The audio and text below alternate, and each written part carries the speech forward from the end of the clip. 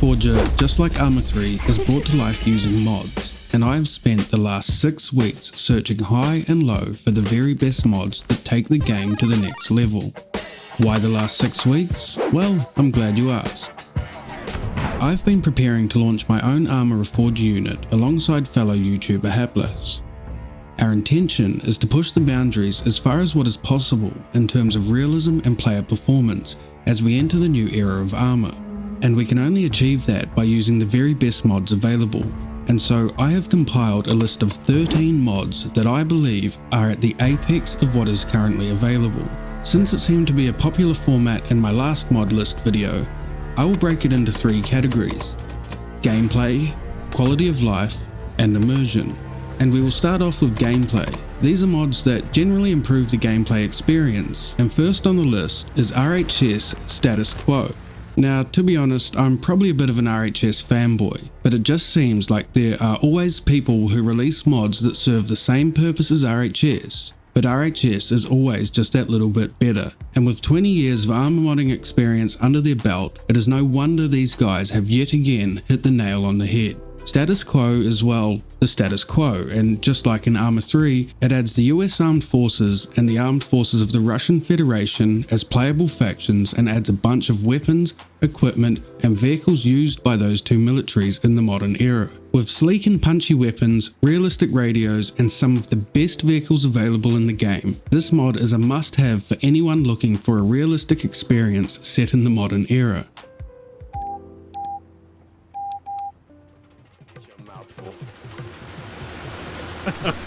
Yeah. You guys hear that view? Oh, God. This next mod might be responsible for a small slice of the shenanigans going on in Reforger public servers at the moment, but it also comes in very handy. Bon Action Animation adds a ton of gestures, dances, and, most importantly to me, military hand signals, including halt, move, and a good old salute, as well as a heap of others. You will have to be pretty in tune with your squad members to make use of these on the battlefield, but with proximity chat being a thing, they could be the difference between keeping the element of surprise and coming out on top, or walking into an ambush.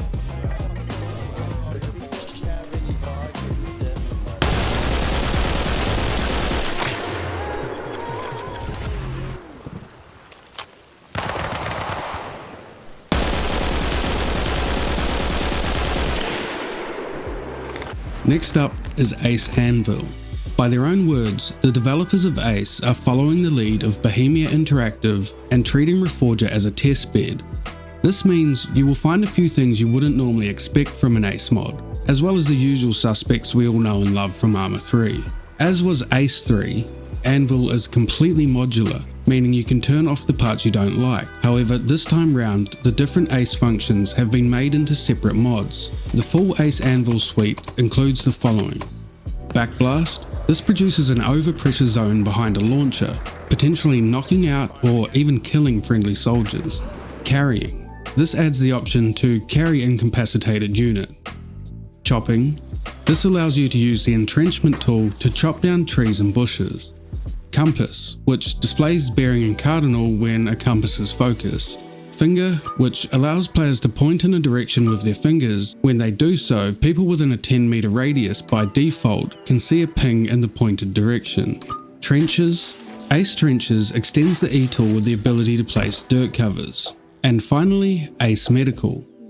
I learned from my ARMA 3 mod list video that not everyone is into realism as much as I am, and a lot of you guys actually didn't like ARMA 3's Ace Medical, especially for solo play. And while I am hanging out for something as in-depth as Cat Medical for Reforger, you guys will be happy to know that Reforger's Ace Medical currently is a lot less in-depth than it was in ARMA 3. To quote the devs, Ace Medical, in its first iteration, tries to address some of the shortcomings of the vanilla medical system, most notably that players die too easily and get healed too fast. The former is addressed by introducing a second chance that keeps players from dying outright without falling unconscious. The latter is addressed by removing the healing effect of morphine, which in return increases the importance of medical kits.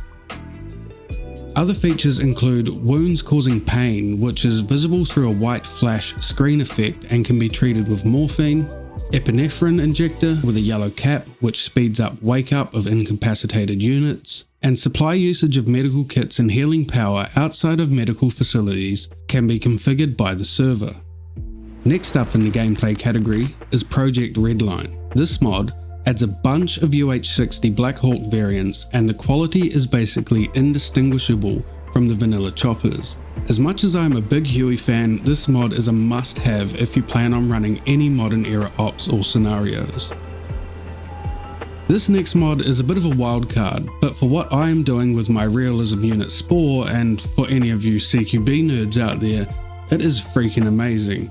Shoot Houses Beta adds the ability to build your own shoot houses within Game Master or the Workbench scenario editor, and it'll have you clearing rooms like Chuck Norris in no time. It is fully modular and the doors are destructible, meaning when we get the new update very shortly with placeable explosives, we will be able to perform tactical breaches to our heart's content. Rounding out the gameplay category is VPad. This mod adds a tablet equipped with GPS that allows you to check your map while moving or driving, and has a function that keeps the map centered on your player. I personally love this mod because I don't like the vanilla map style at all, and I am more often than not playing in a modern setting. This mod is definitely one of those ones that makes you kind of realize that we really are headed towards a new era of ARMA when you compare it to similar mods from ARMA 3. We will now take a look at the quality of life category. This section features a couple of mods that I don't actually use myself, as I feel like they remove from the realism factor, but as I mentioned earlier, my last mod list video definitely made me realize that not everyone is as willing to suffer in the name of realism as I am, and I'm sure there are plenty of you out there who will appreciate these mods. First up is Keep Gun When Uncon, which does exactly as the name implies, makes you hold on to your gun when you are knocked unconscious rather than dropping it. Personally, I love the frantic moments that come from scrambling to find your gun after going down when you know the guy who just shot you is still alive and kicking, but I've heard more than a few people complain about it, and that's why it made today's list. This next mod is another simple one that solves a problem that I've heard a lot of people complain about. Where Am I adds a red circle marker to the map on your current location. Again, not one I use myself, and I would urge people to learn some basic land nav, as it is actually a lot of fun and adds depth to the game, but I'm sure a lot of you will appreciate this mod nonetheless. Before we move on to the immersion category, let's take a look at a mod that I definitely use myself. With the current state of the janky inventory, Bacon Loadout Editor is a must-have. Shout out to Bacon, because honestly this mod functions so much better than the vanilla inventory system. From what I've heard, we should see some big improvements to the vanilla inventory with the next update, but for now this mod is an absolute lifesaver and saves a ton of time and frustration.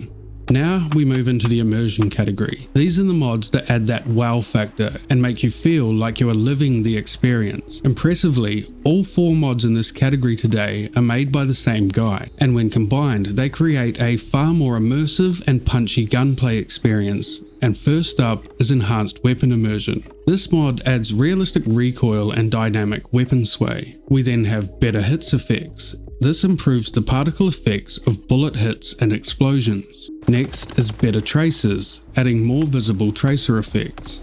And we round out the list with better muzzle flashes, which is pretty self-explanatory. All of these mods made by Ashel come together to really add to the intensity of any given firefight. So that wraps up today's list. I hope you enjoyed and found some mods you didn't know about that you can try for yourself, and I will see you guys in the next video.